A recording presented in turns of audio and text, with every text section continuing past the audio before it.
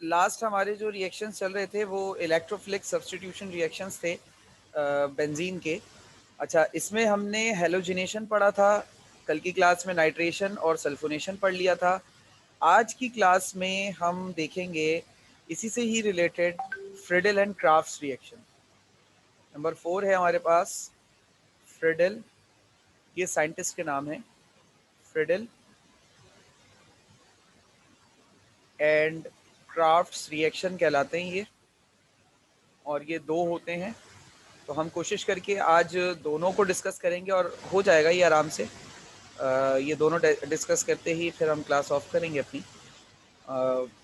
और आपके आजकल आजकल असल में जो आपकी ऑर्गेनिक केमिस्ट्री चल रही है ना, वो बड़ी ख़वातीन की तरफ चल रही है। तो आज भी कुछ ऐसा ही है, कल भी हमने सर्फ वर्फ देखा था, आज भी कुछ ऐसा ही है मामला।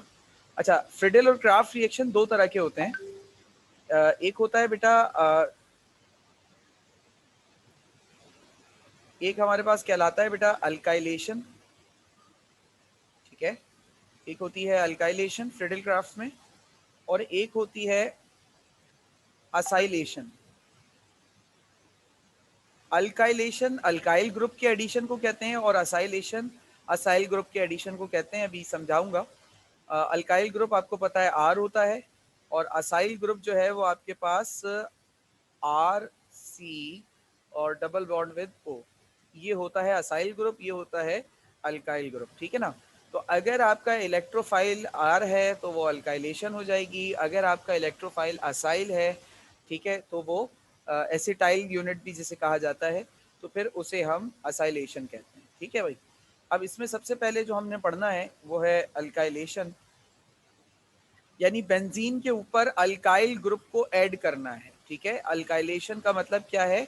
To add alkyl group on benzene. Alkylation का मतलब है टू ऐड अल्काइल ग्रुप। अब अल्काइल कोई सा भी हो सकता है बेटा। To add alkyl group on benzene, benzene पर अल्काइल ग्रुप को ऐड करना असाइलेशन अल्काइलेशन सॉरी कहलाता है। अच्छा, अब क्या होता है, कैसे होता है, देखो। अच्छा, यहाँ पर अल्काइलेशन जो है ना वो हम कोई से भी ले सकते हैं, यहाँ पर फिक्स नहीं है मामला कि आप मीथाइल लें, आप इथाइल ले सकते हैं, आप प्रोपाइल ब्यूटाइल पेंटाइल कोई भी ले सकते हैं, आइजो प्रोपाइल आइजो ब्यूटाइल आइजो पेंटाइल कुछ भी ले लें, बस लेना क्या है आपको, अल्काइल ग्रुप लेना है, ठीक है ना। तो बेंजीन का रिएक्शन अगर हम करा लें किसी अल्काइल हैलाइड के साथ, ठीक है। फॉर एग्जाम्पल मैंने लिया मीथाइल क्लोराइड, मैंने अल्काइल हैलाइड यानी मीथाइल क्लोराइड के साथ रिएक्शन कराया। अच्छा, ये रिएक्शन होता है in the presence of AlCl3, aluminium chloride, ये रिएक्शन होगा एल्यूमिनियम क्लोराइड के प्रेजेंस में। नतीजे में क्या बनेगा? नतीजे में बनेगा बेटा हमारे पास एक कंपाउंड, और बड़ा मशहूर ज़माना कंपाउंड CH3 यहाँ लगा दिया हमने, इसको हम कहते हैं टॉलीन। और अगर ये टॉलीन नहीं होता तो आप लोगों के नाखून से नहीं, सॉरी, आप लोगों के खूबसूरत नाखूनों से नेल पॉलिश नहीं उतर पाता बेटा। नेल पॉलिश रिमूवर में इसका इस्तेमाल होता है। इसके अलावा लिक्विड्स में इसका यूज़ होता है, पेंट्स में भी यूज़ होता है, बहुत सारी जगहों पर इसका इस्तेमाल होता है टॉलीन का। अब मैकेनिज्म ज़रा सा देख लें इसका, ये वर्क किस तरीके से करता है। देखो, सबसे पहले स्टेप में CH3 और Cl के दरमियान का जो बॉन्ड होता है वो टूटता है एल्यूमिनियम क्लोराइड की मदद से, ठीक है। एल्यूमिनियम क्लोराइड की मदद से ये बॉन्ड टूटता है। अच्छा, ये बॉन्ड कैसे टूटेगा? यहाँ पर याद रखना कि जो CH3 होता है ये पार्शियल पॉजिटिव होता है, और क्लोरीन जो है वो पार्शियल नेगेटिव होता है। तो ये जो शेयर्ड पेयर होता है इलेक्ट्रॉन का, इस मीथाइल ग्रुप और इस कार्बन और इस क्लोरीन के बीच का, ये जब बॉन्ड टूटता है तो ये क्लोरीन इसके इलेक्ट्रॉन को लेकर यहाँ से अलग होता है, और इसके साथ अलग होने के साथ ही साथ ये किसके पास चला जाता है? ये चला जाता है AlCl4 के पास, ठीक है। एल्यूमिनियम क्लोराइड के पास चला जाता है, तो यहाँ पर ये फॉर्म हो जाता है हमारे पास एल्यूमिनियम क्लोराइड का पॉजिटिव आई, ठीक है, AlCl4 sorry AlCl4 negative ion बनता है, यहाँ पर पॉजिटिव मैंने लिख दिया गलती से। AlCl4 नेगेटिव आयन बन जाता है, ठीक है। इसके बाद ये जो CH3 पॉजिटिव होता है, यहाँ पर ये जो CH3 पॉजिटिव बन गया, ये आपके पास क्या कहलाता है बेटा, इसे कहते हैं हम कार्बोनियम आयन, ठीक है। ये है हमारे पास कार्बोनियम आयन। अच्छा, कार्बोनियम आयन जो है वो हमारे पास यहाँ पर काम करता है, एक्ट करता है एज इलेक्ट्रोफाइल, ठीक है। अब नंबर 2 स्टेप होगा, अब ये इलेक्ट्रोफाइल जो कि अनस्टेबल हो चुका है, पॉजिटिव आयन आ चुका है इसके ऊपर, ये क्या करेगा, ये अटैक करेगा बेंजीन पर, ठीक है। ये अटैक करेगा बेंजीन पर कुछ इस तरीके से, जैसे पिछले रिएक्शंस में हुआ कि भाई यहाँ पर इलेक्ट्रॉन है, यहाँ पर इलेक्ट्रॉन है, तो बात वही है कि इसके पास जाऊं इससे लूं कि इसके पास जाऊं इससे लूं, तो किसी एक ना एक से तो इसको ये इलेक्ट्रॉन लेना ही पड़ेगा। ये लेकर क्या करेगा, ये लेकर हमें पता है कि ये कार्बोनियम आयन फॉर्म करेगा, ठीक है। रेजोनेंस स्ट्रक्चर आ जाएगा इनके बीच में, ये आ गया रेजोनेंस स्ट्रक्चर, ओके। यहाँ पर मैं रेजोनेंस स्ट्रक्चर ड्रॉ कर लेता हूँ कि पॉजिटिव साइन जो है वो पूरे रिंग में रोटेट करेगा, यहाँ पर हाइड्रोजन और यहाँ पर मीथेन आ गया। अब ये रेजोनेंस स्ट्रक्चर के बाद क्या होगा, अल्टीमेटली जब ये पॉजिटिव साइन रोटेट करके यहाँ तक पहुँचेगा, ठीक है, पाई कॉम्प्लेक्स के सिग्मा कॉम्प्लेक्स के बाद, ठीक है, तो ये यहाँ पर सर ये कौन सा प्रोसेस कर रहे हैं, एक मिनट एक दफा रिपीट कर दें। बेटा ये हम फ्रिडल एंड क्राफ्ट, हेडिंग बता दें मतलब। जी जी वही बता रहा हूँ बेटा, ये हम फ्रिडल एंड क्राफ्ट रिएक्शन कर रहे हैं। फ्रिडल और क्राफ्ट रिएक्शन जो है, मतलब हमारा जो बेसिक टॉपिक जो चल रहा है वो इलेक्ट्रोफिलिक सब्स्टिट्यूशन रिएक्शन चल रहा है बेंजीन का, ठीक है। उसके बाद हमने एक हेलोजनेशन कर लिया था, फिर कल की क्लास में नाइट्रेशन किया और सल्फोनेशन किया। आज हम उसी बात को आगे लेके चल रहे हैं। चौथा रिएक्शन है हमारे पास Friedel and Craft reaction. Friedel and Craft reaction की फर्दर दो टाइप्स हैं, अल्काइलेशन और असाइलेशन। तो अभी हम उसकी पहली टाइप को डिस्कस कर रहे हैं, दैट इज कॉल्ड अल्काइलेशन, और अभी हम उसके जनरल मतलब मैकेनिज्म पर है रिएक्शन के, ठीक है।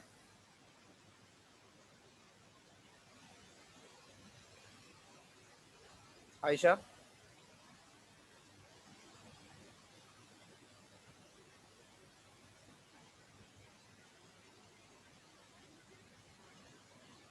ठीक है बेटा, आगे चलूं।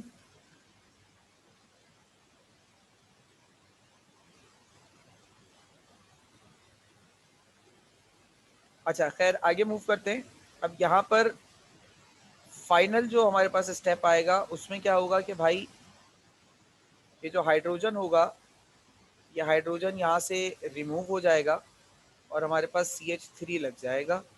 हाइड्रोजन यहाँ से पॉजिटिव साइन के सूरत में यहाँ पर रिमूव होगा, ठीक है। ये हमारे पास क्या फॉर्म हो गया बेटा, ये हमारे पास टॉलीन फॉर्म हो गया, ठीक है। अच्छा, मैं जो मैकेनिज्म लिख रहा हूँ ना, तो मैं जरा सा इसको थोड़ा सा एक स्टेप डायरेक्ट ले रहा हूँ। मैं इसको डायरेक्ट पाई कॉम्प्लेक्स से लिख रहा हूँ। ये पाई कॉम्प्लेक्स है, याद रखिएगा, जनरल मैकेनिज्म में जाएंगे तो कंफ्यूज नहीं होइएगा। ये पाई कॉम्प्लेक्स है और ये कहलाता है सिग्मा कॉम्प्लेक्स। मतलब नाम दिए हुए अलग अलग स्टेप्स को। और उसके बाद ये जो H पॉजिटिव यहाँ से निकलेगा, ये H पॉजिटिव रिएक्ट करेगा AlCl4 नेगेटिव से, और ये AlCl4 नेगेटिव से रिएक्ट करके ये फॉर्म कर लेगा AlCl3, और ये H पॉजिटिव जब इसके पास से अलग मतलब H क्या करेगा, यहाँ से आने वाले इस क्लोरीन को निकालेगा और HCl फॉर्म करेगा, और यहाँ पर ये AlCl4 बन जाएगा।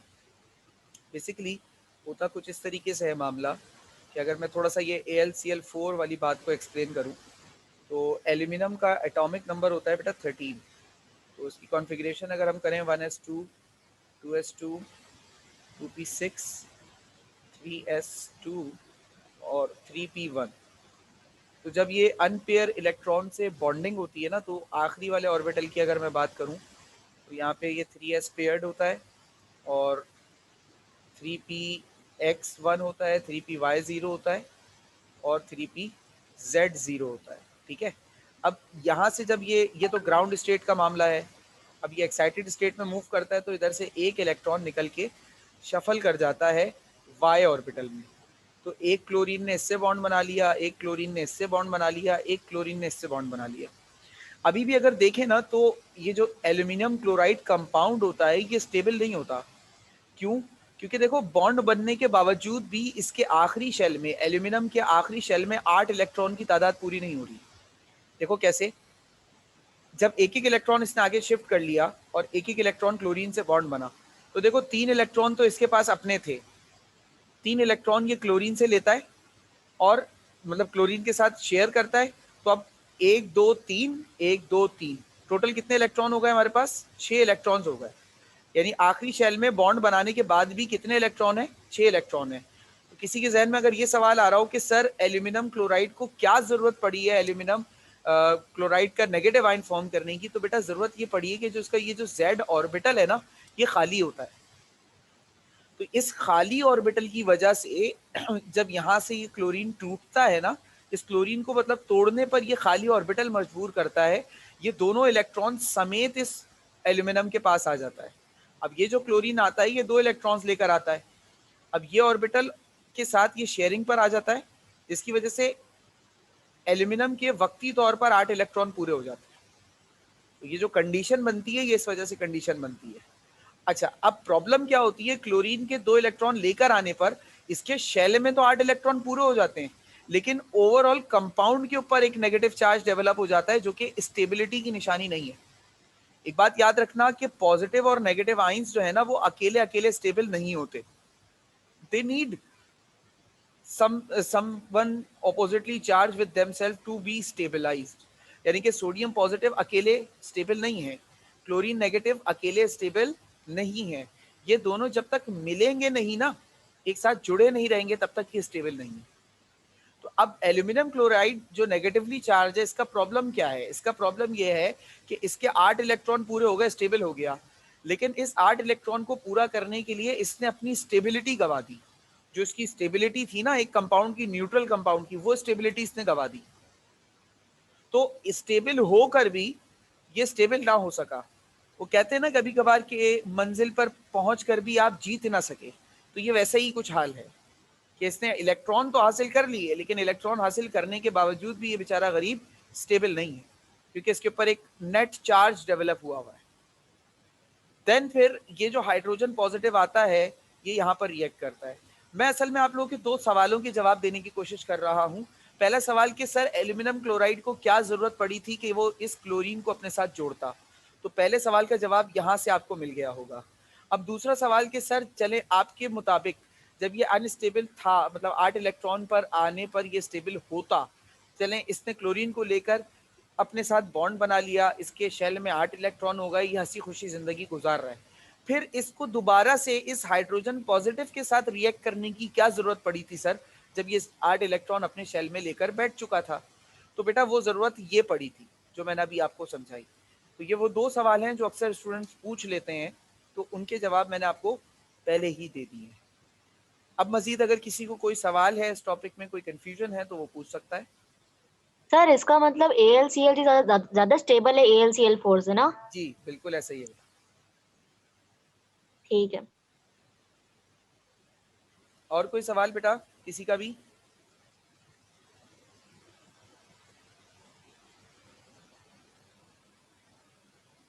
आई थिंक नहीं। नो तो बोल दो, कम से कम तसल्ली हो जाएगी दिल को। No sir. No sir. No sir. अच्छा भाई, अच्छा अब एक बात ना मैं यहाँ पर सिर्फ एक चुटकुला इंडिकेट कर रहा हूँ। कन्वर्जन ऑफ बेंजीन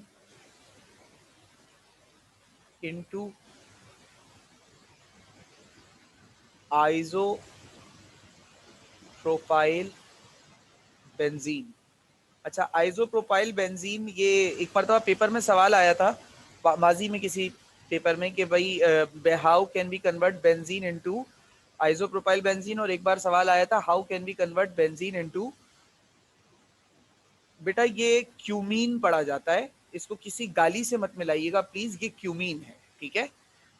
तो बेंजीन को आइसोप्रोपाइल बेंजीन या क्यूमीन में कैसे कन्वर्ट किया जाता है, एक मरतबा ये सवाल आया था।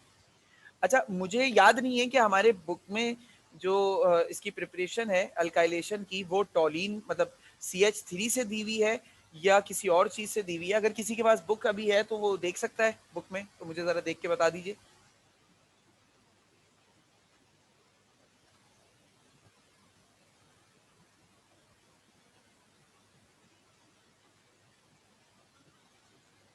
कोई देख रहा है? सर आइसोप्रोपाइल क्लोराइड लिया यहाँ पे। आइसोप्रोपाइल क्लोराइड लिया, ठीक है। तो ये लो आइसोप्रोपाइल क्लोराइड भी हम लेकर आपको समझा देते हैं, क्योंकि मैंने इससे मिथाइल क्लोराइड से समझाया है। तो अब मैं आइसोप्रोपाइल क्लोराइड भी ले लेता हूँ। आइसोप्रोपाइल क्लोराइड बेटा इसको कहते हैं CH3CH, और Cl, ठीक है। अच्छा, मैं थोड़ा सा माजी के झरोकों में आपको ले जाता हूँ। आइसोप्रोपाइल और प्रोपाइल का चक्कर क्लियर कर दूं अगर कोई भूल रहा है तो। बेटा प्रोपाइल जो होता है वो हमारे पास होता है CH3CH2CH2। इसके पास एक बॉन्ड की जगह इस वाले CH2 के पास खाली होती है जो किसी और के साथ जुड़ता है, ये हमारे पास नॉर्मल प्रोपाइल है, ठीक है। अगर इसके स्ट्रक्चर को हम थोड़ा सा एडजस्ट कर लेते हैं, यानी कि इसको हम ऐसा ले लेते हैं कुछ इस तरीके से, और इसके सेंटर वाले कार्बन के साथ फंक्शनल ग्रुप लगा देते हैं, तो ये बन जाता है आइसोप्रोपाइल। फॉर्मूला अभी भी इसका प्रोपाइल वाला है, लेकिन इसने अपनी शक्ल थोड़ी सी बदल ली है, तो इसे कहा जाता है आइसोप्रोपाइल, ठीक है ना। तो मैं सिर्फ ये याद दिला रहा था, ऐसा तो माशाल्लाह आप लोगों को याद होगा, इतनी उम्मीद है मुझे, फिर भी मैंने बोला एक यादगार के तौर पर होता चले। अच्छा, अब यहाँ पर भी क्या होगा बेटा, मैकेनिज्म वही सेम रहेगा जो मैंने यहाँ पर मिथाइल क्लोराइड में समझाया था। सबसे पहले क्लोरीन ब्रेकडाउन होगा, AlCl4 के साथ AlCl3 के साथ मिलके AlCl4 बना देगा। अच्छा, जब क्लोरीन यहाँ से हटेगा तो इस CH के पास पॉजिटिवली चार्ज क्रिएट होगा। ये पॉजिटिवली चार्ज जो क्रिएट होगा ये बेंजीन पर अटैक करके, ठीक है, ये बेंजीन के ऊपर अटैक करके इसके साथ जुड़ जाएगा। यहाँ पर हमारे पास ये आ गया CH, और इधर भी CH3 और इधर भी CH3, तो ये हमारे पास बन गया, और आखिर में यहाँ पर निकल आता है HCl। ये हमारे पास बन जाता है बेटा आइसो प्रोपाइल बेंजीन, इसे आइसो प्रोपाइल बेंजीन कहा जाता है। और इसका कॉमन नेम याद रखिएगा, क्योंकि कॉमन नेम से भी इसको रिएक्शन में बुलाया गया था, क्यूमीन कहते हैं। अगर किसी को क्यूमीन याद रखने में प्रॉब्लम हो रही है तो वो गाली की सूरत में भी इसको याद रख सकता है। मैंने इसको गाली की सूरत में ही याद किया था जब मैंने याद किया था, वरना मुझे प्रॉब्लम हो रही थी। इसका इस्तेमाल बेटा पेंट्स में और प्लास्टिक रेजिन्स बनाने में, पेंट्स बनाने में, और मुख्तलिफ किस्म के ऑर्गेनिक कंपाउंड्स को बनाने में किया जाता है आइसोप्रोपाइल बेंजीन का इस्तेमाल, ठीक है। तो क्लियर है? कोई सवाल? क्लियर है बेटा? कोई सवाल?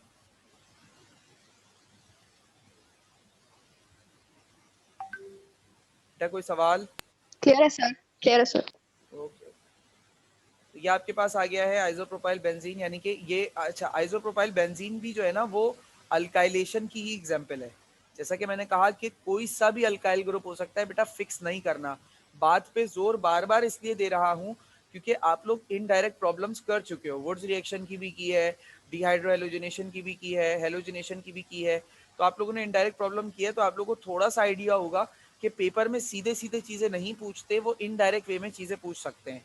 मैंने यहाँ पे मिथाइल क्लोराइड और आइसोप्रोपाइल क्लोराइड का इस्तेमाल किया है। हो सकता है वो पेपर में आपको इथाइल बेंजीन बनाने कह दे, वो पेपर में आपको ब्यूटाइल बेंजीन बनाने कह दे, या आइसोब्यूटाइल बेंजीन बनाने के लिए कह दे। तो बात यही रहेगी, मैकेनिज्म, तरीका सब कुछ यही रहेगा, सिर्फ ये जो रिएजेंट होगा, रिएक्टेंट होगा, ये थोड़ा सा बदल जाएगा। तो इसको इस लिहाज से याद कीजिएगा ताकि आप लोग कंफ्यूज ना हो और बाद में कहीं फंसे नहीं, ठीक है भाई। अच्छा, अब नंबर 2 देख लेते हैं बेटा। नंबर 2 हमारे पास है असाइलेशन। नंबर 2 है हमारे पास असाइलेशन। और असाइलेशन क्या चीज है? To add acyl group on benzene, benzene पर असाइल ग्रुप को ऐड करना असाइलेशन कहलाता है। असाइल ग्रुप क्या होता है? तो असाइल ग्रुप यहाँ बता दूं कि असाइल ग्रुप बेटा ये होता है हमारे पास, अच्छा इस कार्बन के पास जो बॉन्ड की जगह होती है वो बेंजीन से जुड़ता है, ठीक है ना, इस ग्रुप को कहते हैं असाइल असाइलेशन, ठीक है।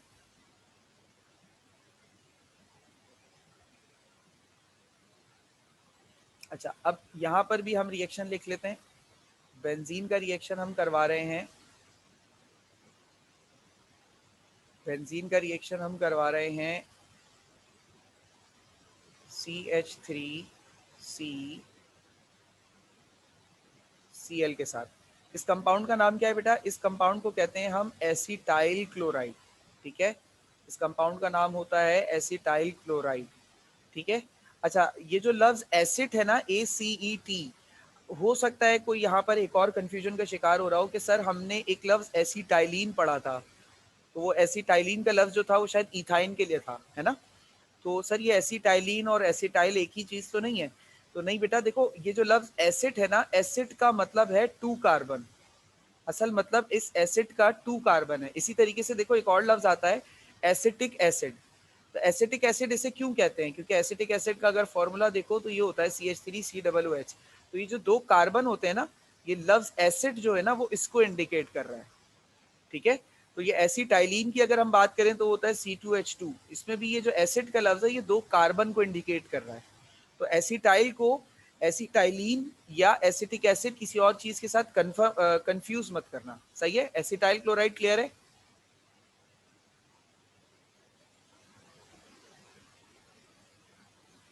बेटा ये क्लियर है? Yes sir. ओके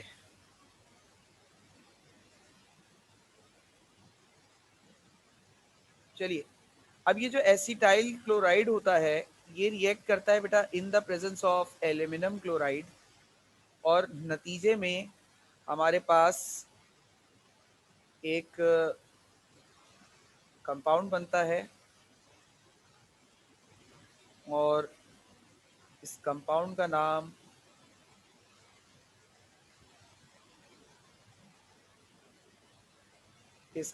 नाम होता है बेटा एसीटोफिनोन। बड़ा रिनोन कंपाउंड है और थोड़ा महंगा भी होता है। मेरे ख्याल से इस वक्त पाकिस्तानी रुपयों में इसकी मालियत तकरीबन 2,500 रुपये लीटर है।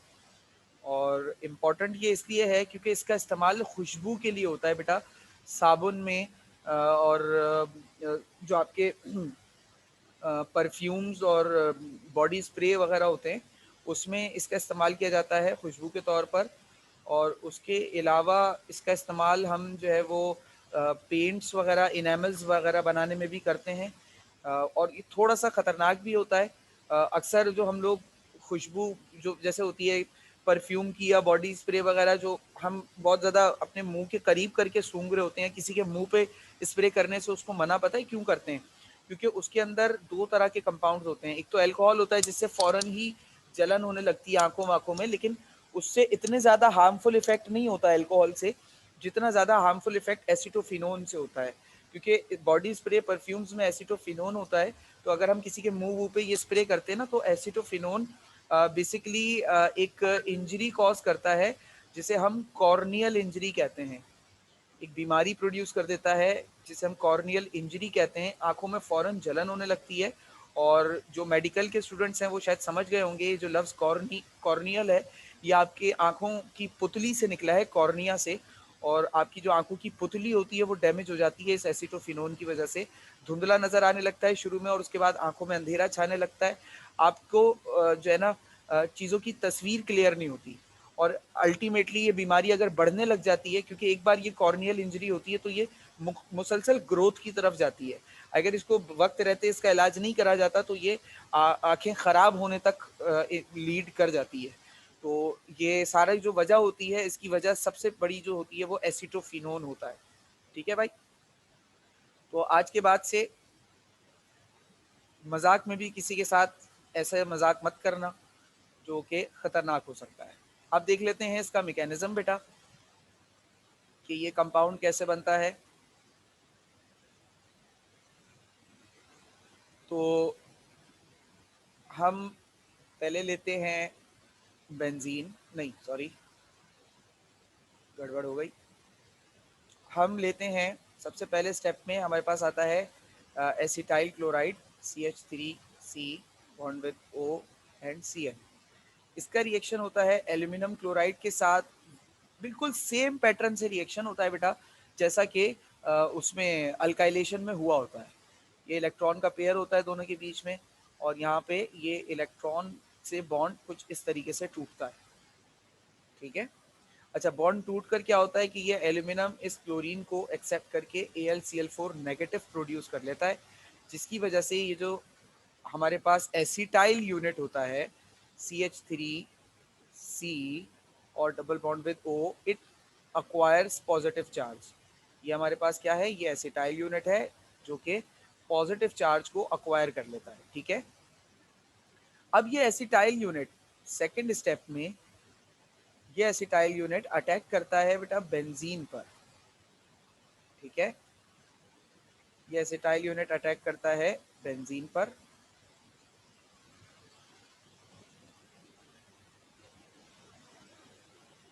अब ये जो इलेक्ट्रॉन का पेयर होता है ये CH3COO पॉजिटिव, ये इलेक्ट्रॉन का पेयर इसकी तरफ अट्रैक्ट होता है। फिर अब मैं आता हूँ पाई कॉम्प्लेक्स वाले स्टेप पर। अब ये जो बेंजीन होता है वो इलेक्ट्रॉन इससे लूँ या इससे लूँ, इस कश्मकश में मुब्तला हो जाता है एसिटाइल का unit CH3C double bond with O positively charge. और अब इस कश्मकश के बाद यहाँ पे बाकी बॉन्ड्स हैं, इस कश्मकश के बाद फाइनली ये एक कार्बन से इलेक्ट्रॉन को हथियाने में कामयाब हो जाता है, और ठीक है। अब यहाँ पर ये पॉजिटिव चार्ज पूरे में रोटेट करेगा। याद रहे ये हमारे पास कहलाता है पाई कॉम्प्लेक्स, और ये हमारे पास है सिग्मा कॉम्प्लेक्स। यहाँ पर हमारा हाइड्रोजन है और इसके साथ ये एसिटाइल यूनिट आकर अब जुड़ चुका है।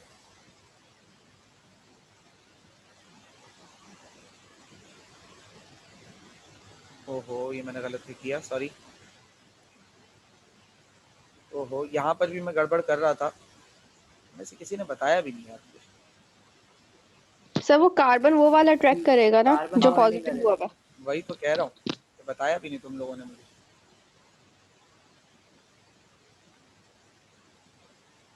ठीक है भाई, इसके पास भी कुछ ऐसा ही होगा।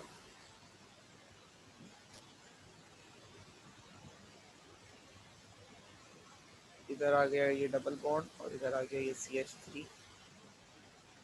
अब इस सिग्मा कॉम्प्लेक्स के बाद क्या होगा, अल्टीमेटली आपके पास रिमूवल होगा हाइड्रोजन पॉजिटिव आयन का।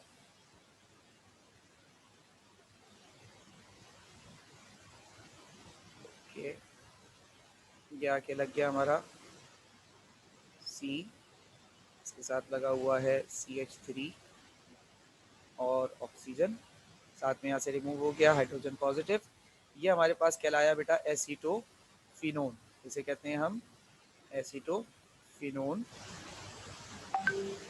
अब ये जो हाइड्रोजन यहाँ से रिमूव हुआ बेटा, ये हाइड्रोजन जाकर एल्यूमिनियम क्लोराइड के पास जाएगा। मतलब एल्यूमिनियम क्लोराइड जो कि नेगेटिवली चार्ज हो गया था, 8 इलेक्ट्रॉन लेकर भी बेचारा खुश नहीं था, उसको एक ज़रिया नज़र आया अपने आप को पे से ये चार्ज का बोझ उतारने का। तो इसने हाइड्रोजन के साथ इस क्लोरीन को भेज दिया और अपने कंधों से इसने इस चार्ज का बोझ उतार दिया। तो इस तरीके से हमारे पास असाइलेशन भी हो गई। क्लियर है बेटा, एसीटोफिनोन, असाइलेशन और अल्काइलेशन। जी बेटे। सर आपने हर जगह क्लोरीन का यूज कंपाउंड यूज करा, वो क्यों?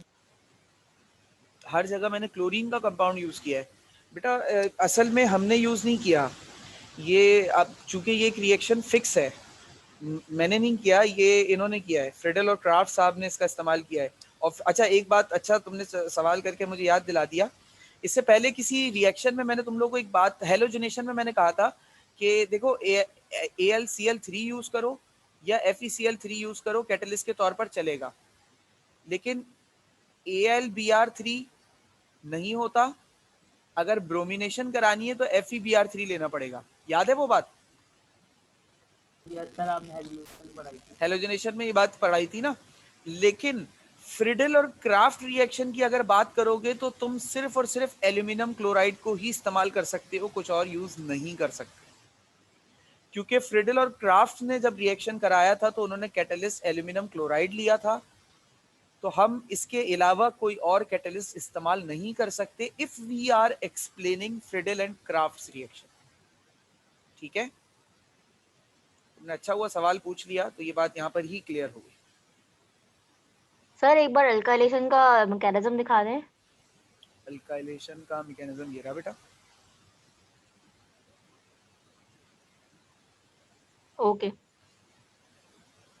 सर। ओके ओके बेटा। जी अनुषा बोलिए। सर, ये एल्युमिनियम क्लोराइड वाली जो बात है, इसमें अगर हम इसको एटॉमिक क्लोरीन दें, सिर्फ क्लोरीन दें, तो तब ये कर सकता है कि AlCl4 बन जाए, क्योंकि तब तो वो क्लोरीन नेगेटिवली चार्ज नहीं होगा।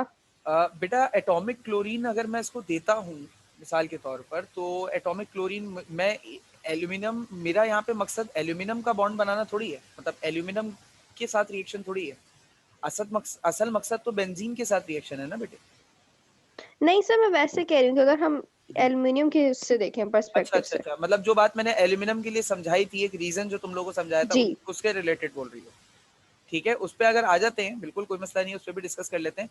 तो मैं एल्यूमिनियम को जरा सा यहाँ पर दोबारा से मेंशन कर लेता हूँ। आखिरी शेल क्या था हमारे पास? 3s2 और 3px1 और 3py1 y0 और 3pz0, यही आ रहा था ना।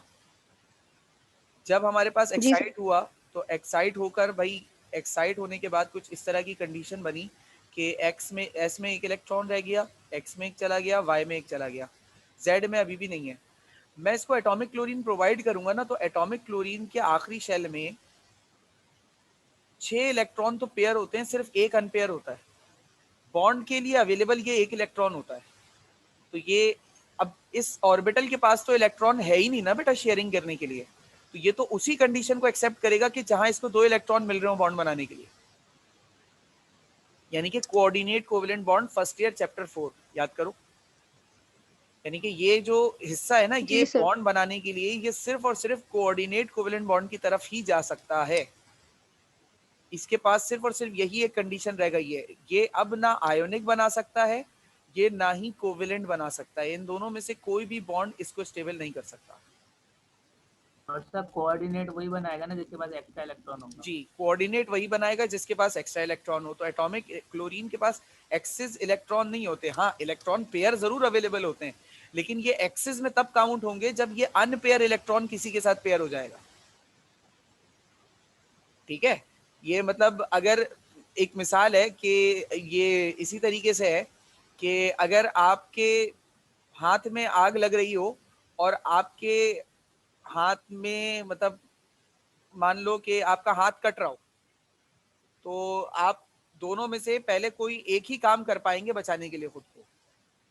तो मैं अगर आपकी जगह होऊंगा तो मैं जलते हुए आग को बुझाऊंगा, क्योंकि जलती हुई आग हाथ से बढ़कर पूरे जिस्म तक फैलेगी, और कटने वाला हाथ जो होगा वो सिर्फ वही हाथ कटेगा, उसके भी इम्कानात ये हैं कि मैं उसे बचा सकूं। तो इसलिए पहले ये जो इलेक्ट्रॉन है ना बेटा अनपेयर, इसको बॉन्ड बनाना जरूरी है किसी के साथ। जब ये किसी के साथ बॉन्ड बना लेगा ना, तब ये जो पेयर इलेक्ट्रॉन है ये कोऑर्डिनेट कोवेलेंट बॉन्ड की कोशिश करेंगे। जब तक ये पेयर नहीं करता, ये कोऑर्डिनेट की कोशिश ही नहीं कर सकते। समझ गए? जी सर। और कोई बात, और कोई सवाल बेटा?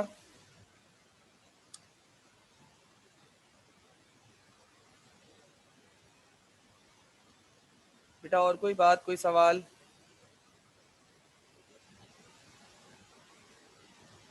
आई थिंक नहीं। नहीं सर। चलें ठीक है, तो फिर आज हम अपनी क्लास यहीं ऑफ कर रहे हैं। इसकी वजह यह है कि हमारा एक टॉपिक कंप्लीट हो चुका है। अब नेक्स्ट टॉपिक जो है हमारा वो थोड़ा मतलब बड़ा टॉपिक है, डिटेल टॉपिक है, तो 10-15 मिनट के टाइम ड्यूरेशन में उसको शुरू करके कंप्लीट ना करना मज़ा नहीं देगा। तो अब हम इसके बाद जो अगली बात करेंगे इंशाल्लाह आपसे, वो ओरिएंटेशन इन बेंजीन से रिलेटेड कुछ ना कुछ करेंगे, या फिर इसके फर्दर रिएक्शंस के कुछ बात कर लेंगे, ठीक है ना। तो बाकी बात इंशाल्लाह आपसे नेक्स्ट क्लास में होगी। तब तक के लिए अल्लाह हाफ़िज़।